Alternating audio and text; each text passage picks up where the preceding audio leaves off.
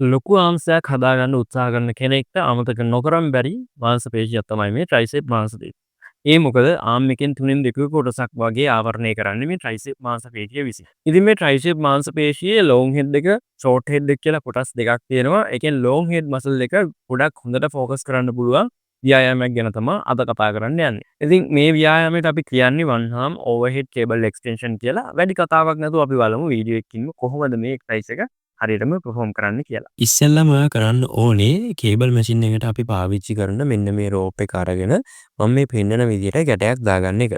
දැන් කෙනෙක්ට ඇති වෙන්න පුළුවන් ලොකුම ප්‍රශ්නය තමයි ගැටලුව තමයි ඇයි ගැටයක් දාන්නේ කියන එක. ගැටයක් නොදායක කෙලවරකින් අල්ලන් මේ ව්‍යායාමය කරන්න බැයිද කියන එක. ඇත්තටම එහෙම ව්‍යායාමයක් කරන්න පුළුවන්. නමුත් ප්‍රතිරෝධය එහෙම නැත්නම් රෙසිස්ටන්ස් එක පාලනය කිරීමේදී යම් අපහසුතාව මම පෞද්ගලිකව අත්විඳලා තියෙනවා. ඉතින් ඒ නිසායි දැන් ගැටයක් දාලා එක පැත්තකින් රෝප් එක ග්‍රැබ් කරගන්න. එහෙම නැත්නම් අල්ලගන්න.